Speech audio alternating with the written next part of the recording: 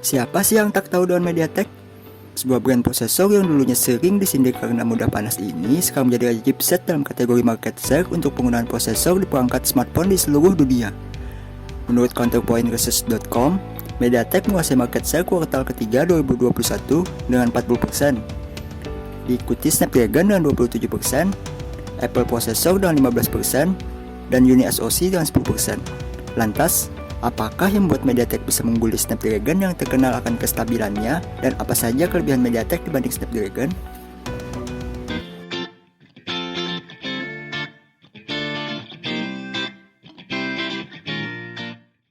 Assalamualaikum, selamat datang di channel Rizky Tech. Di video kali ini kita akan membahas tentang brand MediaTek, bagaimana perjalanan dia dari awal hingga berkembang hingga sekarang. Sejarah MediaTek. MediaTek Inc. didirikan oleh Tsai Ming-kai, seseorang keluarga negaraan Thailand, kelahiran 6 April 1950. Awal sejarah MediaTek berawal dari United Microelectronics Corporation (UMC), sebuah perusahaan yang berfokus merancang chipset, namun dengan target pemasaran hanya untuk produk home entertainment.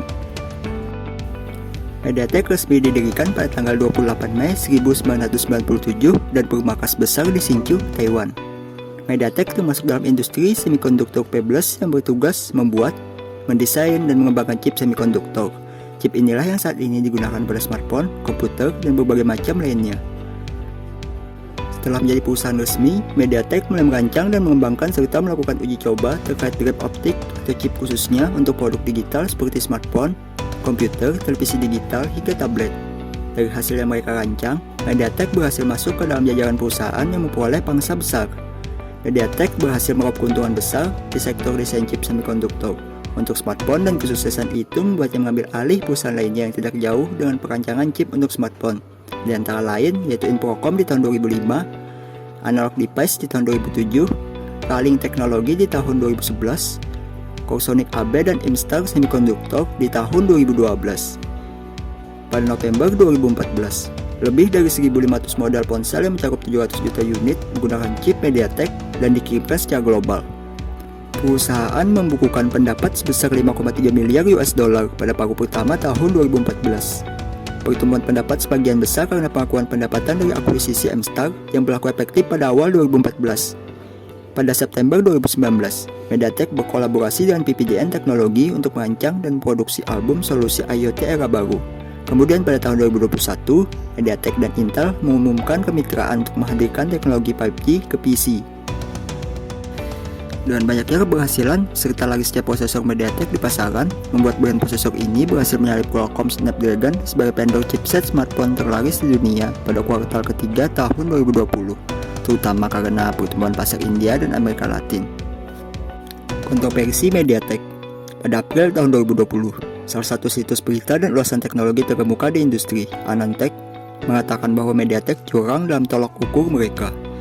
Ini menjadi hal penting nanti karena bagaimana MediaTek memilih untuk mengatasi klaim AnandTech tentang kecurangan mereka.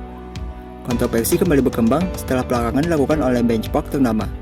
Rupanya, prosesor MediaTek terbaru memiliki mode khusus yang mampu menghasilkan potensi penuhnya saat melakukan benchmarking, yaitu sebuah fitur legal, tetapi tentu saja tidak etis karena tidak mungkin mendapatkan kekuatan ekstra ketika melakukan penggunaan normal.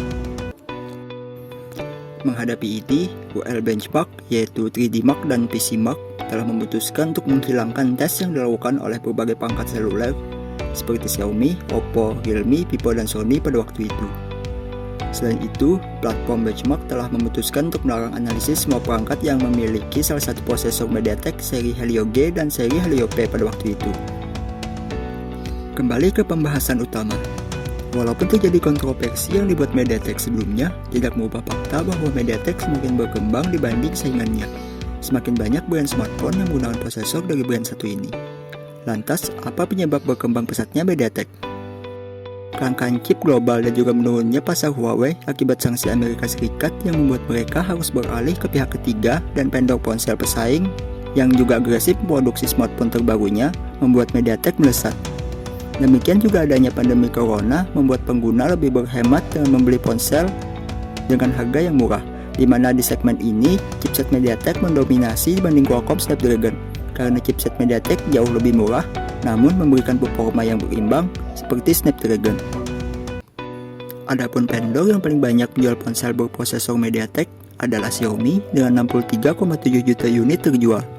Oppo berada di posisi kedua dengan 55,3 juta unit, bahkan menjadi 83,1 juta unit jika ditambah penjualan dari anak perusahaannya Realme. Kemudian ada Samsung dengan 43,3 juta unit pada tahun 2021. MediaTek diprediksi masih bisa mempertahankan kepemimpinannya atas Qualcomm di tahun 2022 ini.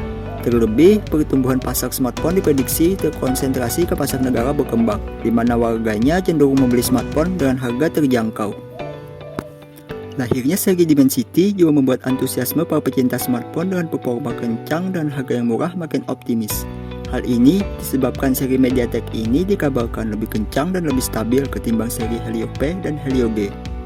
Lalu, di akhir 2021, MediaTek mengumumkan akan merilis chipset terbarunya, MediaTek Dimensity 9000.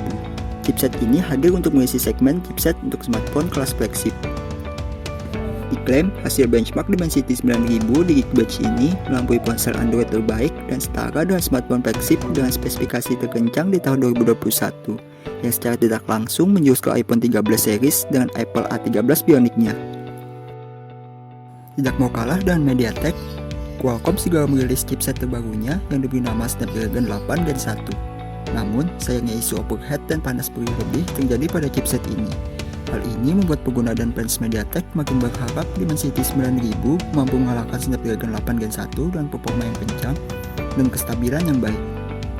Patut kita tunggu bagaimana perkembangan MediaTek selanjutnya. Cukup segitu dulu video pembahasan kita kali ini. Bagaimana nih pendapat sobat tentang MediaTek? Apakah masih menganggap remeh chipset satu ini? Atau sobat sudah menjadi pengguna MediaTek? Tulis di kolom komentar. Terima kasih sudah menonton. See you in the next video.